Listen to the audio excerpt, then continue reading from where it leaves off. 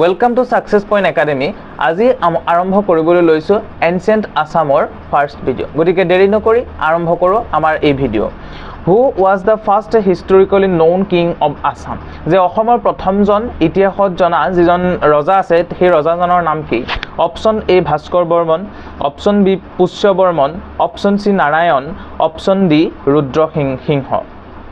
আমাৰ এনচাৰ হ'ব option B Pushya Varman. Pushya Varman was the founder of Varman dynasty in Kamrupa.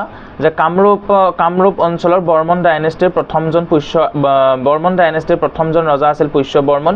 He rule during the 4th century CE। আৰু তেওঁ 4 শতিকালৈকে তেওঁ কি কৰিছিলে? শাসন কৰিছিলে। His dynasty laid the foundation for ancient Assamese polity and administration. আৰু তেওঁৰ সেই শাসন ব্যৱস্থাই অসমৰ প্ৰশাসনিক আৰু ৰাজনৈতিক দিশৰ উন্মেষ ঘটাইছিলে। Mention in Allahabad Prashasti by Harisena. হৰিসেনাই লিখা সেই এলাহাবাদ প্ৰশস্তিটো তেওঁৰ নাম উল্লেখ হৈ আছে। The Varman kings followed the Hinduism and patronized the Brahmanism। আৰু সেই বৰ্মন কিংবিলাকে কি কৰিছিলে? যিটো হিন্দুত্ব আৰু পেট্ৰনাইজ দ্য ব্ৰাহ্মণিজিম। আৰু ব্ৰাহ্মণিজিমৰ যিটো ধাৰণা আছিলে সেইটো তেওঁলোকে কি কৰিছিলে? ফ'ল' কৰিছিলে। ঠিক আছে, আমি নেক্সট কুৱেশ্যন চাওঁ। The capital of Burman dynasty was the Burman dynasty capital ৰাজধানী কি আছিল? Option A Pragjyotishpur, option B Tezpur, option C Sualkuchi, option D Guwahati. আমাৰ এনচাৰ হ'ব option A Pragjyotishpur. Pragjyotishpur was the ancient name for the region around the present day Guwahati. যে বৰ্তমান গুৱাহাটীৰ পুৰণি নামেই হৈছে কি? Pragjyotishpur. It serve as the political and cultural centre of early Assam.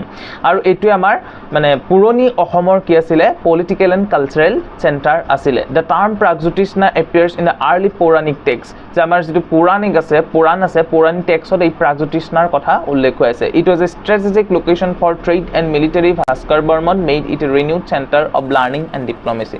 আৰু ভাস্কৰ বৰ্মনে এই জেগাখিনি কি কৰিছিল? ৰিনিউড কৰিছিল আৰু চেণ্টাৰ অফ লাৰ্ণিং আৰু শিক্ষা দীক্ষাৰ ক্ষেত্ৰত সেই দিশটো কি কৰিছিল? ঠাইটুকুৰা আগুৱাই লৈ গৈছিলে। ঠিক আছে, আমাৰ নেক্সট কুৱেশ্যন যে Bhaskar Varman was a contemporary of which ruler? যে ভাস্কৰ বৰ্মন কোনজন ৰজাৰ শাসনকালত আছিলে ভাৰতবৰ্ষৰ? আমাৰ option A Ashoka, option B Harshavardhana, option C Samudragupta, option D Chandragupta. Option B Harshavardhana. Bhaskar Varman and Harshavardhana had a friendly relation. দুইজনৰ মাজত কি হৈছিলে? এটা ভাল সম্পৰ্ক আছিলে। They exchange gifts and letter. আৰু তেওঁলোকৰ মাজত কি হৈছিলে? চিঠি পত্ৰ বা বস্তু বাহনিৰ কি হৈছিলে? আদান প্ৰদান হৈছিলে। এজ চিন is Chinese traveller চাংজাংছ account.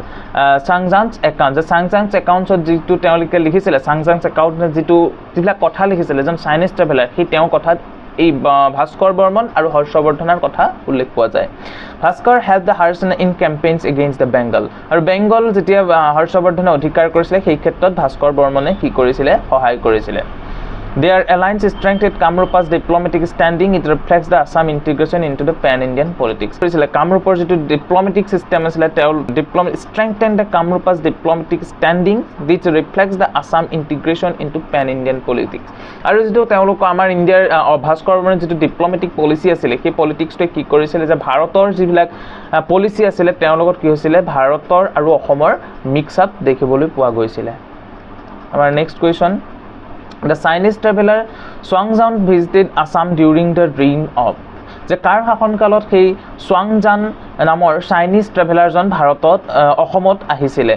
Option A Naraka, option B Bhaskar Varman, option C Rudra Singha, option D Prithu. আমাৰ অপশ্যন হ'ব বি ভাস্কৰ বৰ্মন।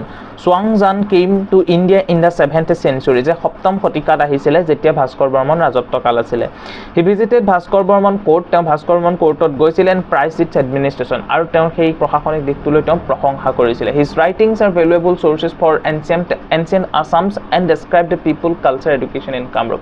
তেওঁ সেই চুৱাংজনে লিখা সেই কিতাপখন হৈছে অসমৰ ইতিহাসৰ কাৰণে এটা মূল্যৱান সম্পদ, য'ত সেই সময়ৰ মানুহৰ কালচাৰেল এডুকেশ্যন আদি দিশবিলাকৰ কথা উল্লেখ আছিল। His account give a proof of Assam prominence. আৰু সেই সময়ৰ অসমৰ সেই সৌন্দৰ্যতা বা অসমৰ সেই এডমিনিষ্ট্ৰেশ্যনেই হওক বা তেওঁলোকৰ যিবিলাক আছিলে ভাস্কৰ বৰ্মনৰ সকলো কথা তেওঁৰ লিখনিত পোৱা। সম্পূৰ্ণ ভিডিঅ'টো চাবৰ কাৰণে সাকসেছ পইণ্ট একাডেমি এপটো ডাউনলোড কৰক, যিটো লিংক আমি ডেছক্ৰিপশ্যনত প্ৰভাইড কৰিম। আৰু আমাৰ ওচৰতে এটা স্ক্ৰীনশ্বট থাকিব, সেই স্ক্ৰীনশ্বটটোত আপোনালোকে এপটো চাই প্লে ষ্ট'ৰ বা এপ ষ্ট'ৰৰ পৰা ডাউনলোড কৰি ল'ব পাৰিব।